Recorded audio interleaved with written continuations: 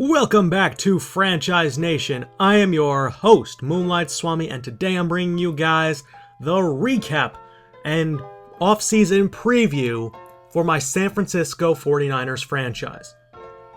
Joe Philbin, Lovie Smith, Chuck Pagano have all been fired, and add Jim Tom Sula, to that list. He is being canned as our head coach. And through this entire process, I'm going to be talking about the season, talking about the future, and recapping a bit of the stats. You're going to see everything that you'll need to know about the offseason going in, except for who's actually a free agent on our side. You'll see some retiring at the end and stuff like that. But I'm not going to show you my free agents. I'm not going to show you any prospects yet. You'll be able to see all of that on Friday, tomorrow, 8:30 p.m. Eastern Standard Time. If you don't know, that would put you at around 1:30 a.m. in England. That would put you at 7:30 p.m. Central, 6:30 p.m. Mountain, 5:30 p.m. Pacific, and then other times for other places. But the point is that is when I'm going to be streaming it. And if you missed the stream, it will be uploaded into two separate parts on Saturday. And the two separate parts are pretty simple. The first part is going to be everything leading up to the NFL draft. And the second part is going to be the NFL draft. Kind of going through it. The second part should be a little bit shorter, but it's going to be full live commentary. I'm not chopping it up. I might chop up a little bit, but I don't know. I really don't want to do that editing. So I might do the summary, I might not. We'll see. I'll separate it and we can figure it out. So what's going to happen is I'm going to stream, and once I get to the NFL draft, I'm going to take a break for like 2 or 3 minutes. I'm going to end the stream and then start it back up, because by doing that, it will save, based on the way that my Elgato is set up, it will save the file. It'll save the stream file. And then I'll start it back up, and then when I end it again, it'll save it again. So then I'll have the two separate files that I can literally just export and upload, and then I could maybe chop it up too. But I can at least do that. It makes my life a lot easier. So by doing that, I'll take a minute, I'll go use the bathroom really quickly, and then we'll jump right back into it. So you can stick with the stream, and I'll make sure to mention in the chat when you should refresh. I'll cover all of the bases for it before I do it. But I thought I'd just give you a heads up on how things are going. So, with all of that being said, tomorrow there will also be the preview to my new NBA 2K16 franchise, or my league. You'll get all of that tomorrow. But enough of what's in the future. Let's talk about the past, the present, and a little bit about the future. So, with all things considered, this season was very important to our franchise. We figured out that Dylan Thompson was not the guy who we thought he was to start the season, and he will not be returning most likely. We also found out that Bryce Petty showcased a lot of capability and might be our future starter. He came in raw, and he played a lot better than a lot of people expected. On the flip side, Colin Kaepernick led the Jets to the number 1 overall pick. So, I think the 49ers have won this trade so far. I might be wrong, because the Jets' window is closing and the 49ers' window has yet to even begin opening. But the team looked good at times and it looked really bad at times.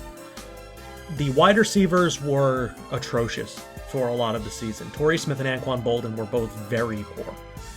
Bolden because of age, Torrey Smith because he could not hold on to a pass to save his life. Travis Benjamin and Quentin Patton both showed some upside, but neither of them are capable of being a starter. Maybe as a slot wide receiver or something, but neither of them are capable of being a starter. Carlos Hyde looked really good. Jared Hayne, we're not bringing back. I already told you about that because he got cut in real life.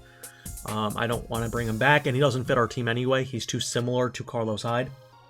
Offensively, Joe Staley was really good. Alex Boone was not bad. He wasn't very good, though. Kilgore was terrible. Ian Silberman and Trent Brown and whomever we had on that right side of the offensive line was a detriment. Tight end, Vernon Davis was great. Vance McDonald was pretty good, but we're not bringing Vernon back because he wants too big of a deal, and his hands are just too inconsistent. He cost us some really big opportunities by flat-out drops, uncontested passes. His speed will be missed, but we need to figure something out to replace him. Defensively, the pass rush was good at times and awful at others. Looking at who we had, Eric Armstead did a really good job and will definitely be one of our starting interior defensive ends going into next season. Corey Lemonnier and Aaron Lynch were superb, both at outside linebacker, and are two very good building blocks to have on the team. Tank Carradine and Quentin Dial were decent. Carradine got to the passer a little bit more often than not, but he had a lot of issues inside, including in run stopping, and Ian Williams is probably the best available option defensive tackle out there right now for a 3-4 team. In the draft, there are, I don't believe, any nose tackles in this draft class, which is terrifying to think about. And to make matters worse, I don't believe there are many who are good defensive tackles in this free agency class. So the determination of whether or not to keep Ian Williams is a difficult one, because if we don't, who will replace him? I think it might be better to not keep him because he really had no impact for most of the season, but it's a concern to say the least. Navarro Bowman was very good, except in coverage, and Eli Harold was good as a second inside linebacker, but he needs to be moved back to outside linebacker and be a situational pass rusher like he's meant to be. He's too good not to at pass rushing, and inside he's good, but he's not good enough in coverage. So an inside linebacker is definitely needed, and this team is too heavily built towards a 3-4 to switch things up right now. Lynch and Lemonnier would have to switch positions. That would leave two holes at outside linebacker. Bowman is probably better as a 3-4 middle linebacker than he is as a 4-3 middle linebacker because of less coverage opportunities for him. Then you have the interior. Eric Armstead might be fine at defensive tackle, but that still leaves the problem of nose tackle, and it causes so many issues on that front. So I think we're going to stick with the 3-4, and we also need to find a coach who will fit that. Now, the number one candidate is always Thomas Single.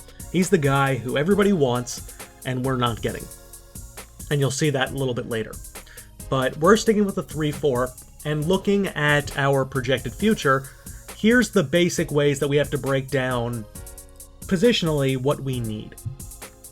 By maintaining a 3-4 defense, we need these amount of things. First off, the safeties played very well this season. I think Reed and Bethea both had their ups and downs, but both of them had their moments in both coverage and in run stopping. Bethea also in pass rushing. He had some good moments. He's getting older, so it's something that we need to consider, maybe getting a replacement, but Jaquiski Tartt looked really good as a backup, and I think we're going to stick with that. Jimmy Ward also looked very good as a backup free safety, and a slot as the nickel back, he really wasn't that bad, so it'll be interesting to see how we do that. But number one priority is a corner. Whether we draft a corner first is very different than our number one priority. Our cornerback core is awful. Every single person can be replaced in this core, and they will be. I am going to probably either cut or trade Tremaine Brock. Dante Johnson will stick around because he has potential as a zone corner, which is exactly the scheme that we're looking for, but he gets toasted way too much. And then after that, Acker and Reeser are both not good, and it's just too many guys are not good. So what's going to happen is we're probably going to have to sign somebody, and we're also going to have to draft at least one corner this season. And that's going to be our top priority. Looking over at the wide receiver front, we need a wide receiver. We need at least one wide receiver in free agency, and maybe one in the draft if we don't like any of the free agency candidates. Some of the names that I've considered, Josh Gordon is one, but there's no reason that Josh Gordon would want to go to this team. Yes, he has the Baylor connection with Bryce Petty. I don't believe they ever played together. I don't think Petty was starting when Gordon was there. He might have been in college at Baylor, but I don't know how much interaction they actually had. But Josh Gordon is probably the best wide receiver available. Maybe Alshon Jeffrey. He's in his contract season as well, so we'll see what that turns out to be. But some of the names I'm looking at are Chris Matthews from the Seahawks, the 6'5" guy who came out of nowhere and almost won the Super Bowl for the Seahawks. Mohamed Sanu, Marvin Jones, and a few others. It would be nice to have one of those guys to pair up with whomever we draft, because it seems like Torrey Smith will not be returning.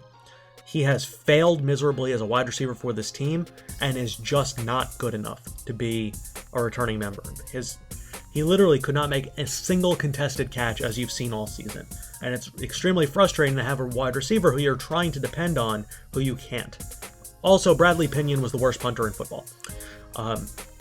All notes aside, just to give you that idea. But, continuing. So it's definitely going to be corner then wide receiver. So 2 skill positions are the top 2 priorities. We need an inside linebacker, and we need a right tackle, a right guard, and possibly a center. We don't need to replace Kilgore right now, but we do need to get a right tackle or right guard this season in the draft. We need a backup running back, someone who's fast as a receiving back to be paired with Carlos Hyde as a smash and dash. Duke Johnson was fine, but he's going to want too much, and I really don't think we should bring him back. He was cool and all, but I think we can find someone better. There are people who I'm eyeballing in the draft who are better.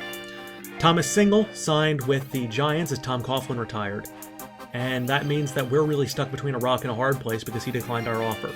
The only coach who we're really looking at right now is Chuck Pagano, who has the quarterback prep trait, and he has outside linebacker prep traits, which are both really good, and he fits the 3-4. So that's exactly why we're looking at him. There aren't many options out there, but he seems to be the top priority for us as a head coach after I guess he's our secondary because our top one did not choose us. Okay, so continuing. So after we get some right side of the offensive line going, we need a tight end. We need an interior defenseman at DT and or inside at right end. So we could go after a defensive tackle and convert him to a 3-4 defensive end, or we could go after a 3-4 defensive end in the draft or in free agency. And then, of course, we need... Did I say tight end? We need a tight end. Inside linebacker. And that's pretty much everything. So if I had to break it down, it would be corner, wide receiver, right tackle, running back, tight end, right end, DT, inside linebacker. And what we're probably going to do is trade Torrey Smith for a pick or two to get that going, because it's obviously a huge need for us.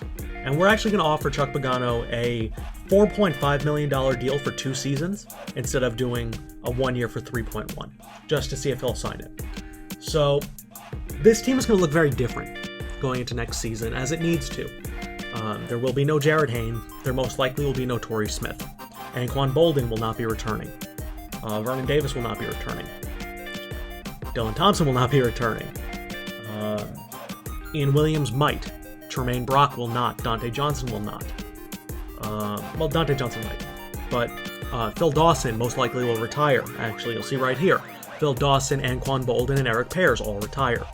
Both McCown brothers retire.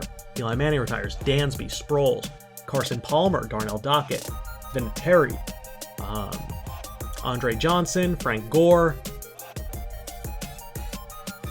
Peyton, Tillman, Sebastian Janikowski, Terrell Suggs, Steve Smith, Schaub, Daryl Smith, etc. So I hope you guys enjoyed. This was the prep for the offseason, which will be tomorrow at 8:30 p.m. Eastern Standard Time. I will see you guys there on my Twitch, and I'll talk to you then. Peace out, Franchise Nation.